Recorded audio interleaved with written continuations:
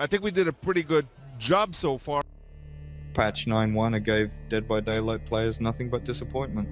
You'd think a DLC based on a super popular TV series would be a huge win, right? But not for Behavior. This tiny indie company somehow managed to release a half-baked piece of code and break already working features. Let's break it down. First off, this patch introduced what's probably the worst map in Dead by Daylight history. It was a tiny scrap of map with a little shack. Seriously, even the lobby looks way more detailed than that. Then, we got half-finished, raw, and buggy voice lines for the new characters. Like, after Michonne gets hooked, you can actually hear someone in the recording studio praising the actor for a great take. Oh, I love how that trailed off. Why didn't they remove that? The sound just stayed in the game. Obviously, that wasn't meant to be in the release. Dead by Daylight has paid DLC, and the quality of the content they're putting out is questionable. Third, after this update, a ton of bugs popped up, big and small. For example, Legion couldn't down survivors with the 5th hit, and if you slid down the stairs on the right side, you'd literally get stuck. These issues affected both survivors and killers. Fourth, Patch 9.1 also broke some of the old perks for survivors, which made playing as a killer less appealing. Perks like Streetwise and Blood Rush, which gave infinite toolboxes and medkits or endless sprinting, were finally disabled, but they weren't really up to snuff for an emergency button. Fifth, the patch added 6 new survivor perks, and most of them were useless, unplayable, and way too situational. The rest were just broken and confusing, like Michonne's perk, which supposedly gave infinite stamina. Sixth, a metal beam appeared on the loading screen, and it became an absolute legend among players. The devs didn't bother to remove it, even in patch 9.1. It became the first thing players saw before a match.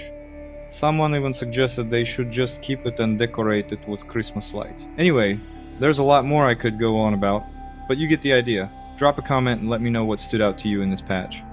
Now, let's get to the juicy part, the cherry on top of this whole thing. On August 11th, Dead by Daylight saw an event that was as big as the legendary 2017 match. In that match, Mr. Pretty Good Job so far went up against the Koreans, and that game literally changed the future of Dead by Daylight. To summarize, Matthew was playing as Hag, and the Koreans absolutely stomped him, which led to the flashlight rework and major balance changes for survivors. This time, the devs decided to do a cool stream with actor Chandler Riggs, known for his role in The Walking Dead, playing Dead by Daylight with Otsdarva and some other streamers. After the terrible chapter about The Walking Dead, this was their chance to redeem themselves and draw attention back to the game, and they totally blew it. Let's break it down. The official stream started. At first, it seemed like a fun and exciting event. The vibe was way too positive, with everyone exchanging pleasantries and forcing out joy. Chandler Riggs was talking about how happy he was to see the Walking Dead characters in the game. If you didn't know, he's a Dwight Main. But then, the moment we all knew would happen, happened. Unresolved beef. Oh no. Okay. That's it! That's my streamer! What's happened? Oh.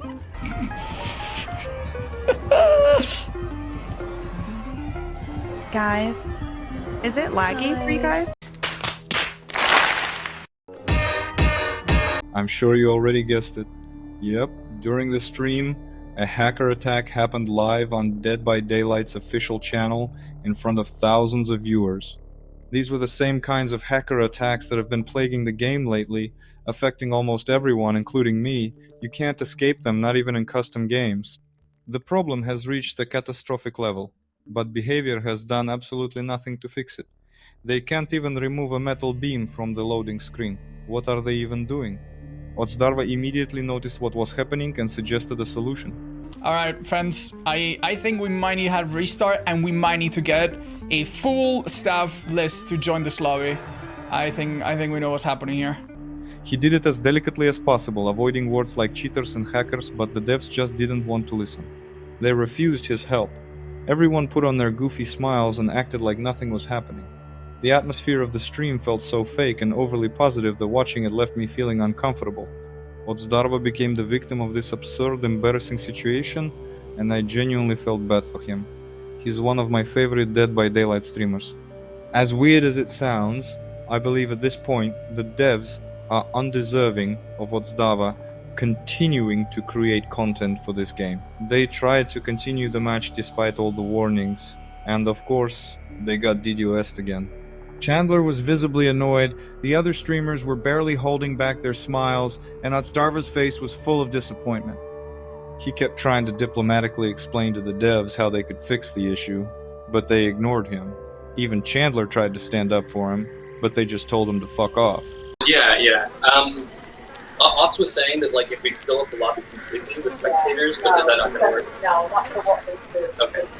Gotcha. It quickly became clear this stream was going nowhere good, so they just shut it down. This moment will go down in Dead by Daylight history as the day hackers publicly embarrassed behavior, and they totally deserved it. Dead by Daylight has officially hit rock bottom. But that doesn't mean the game is dead, it's far from it. However, the devs' reputation has taken a serious hit, and if they don't change their approach, regaining player trust will be incredibly difficult. Lately, the devs have been so focused on making content that they've completely forgotten about the quality of the game itself. Instead of fixing bugs and improving the balance, they keep pumping out new skins and cosmetics. While new content is important for any game, releasing it in such a raw state doesn't exactly improve the player experience. The devs keep boasting about how they're hiring more people to make skins instead of solving the game's problems. We can see this in how they handle cheaters with empty words and inaction. Behavior said they hired a team lead for the security team to help coordinate anti-cheat efforts. Well, on August 11th, they showed the world just how well they've coordinated their efforts and what an amazing team lead they hired. I don't support cheaters, and I never excuse their behavior, but in this case, thanks to their actions, behavior got the public spanking they deserved.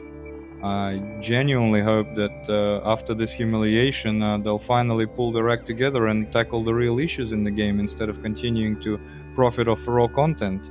Otherwise, Dead by Daylight might go from a cult classic to a forgotten swamp. That's my take, folks. Subscribe to my YouTube and leave your thoughts in the comments. Later.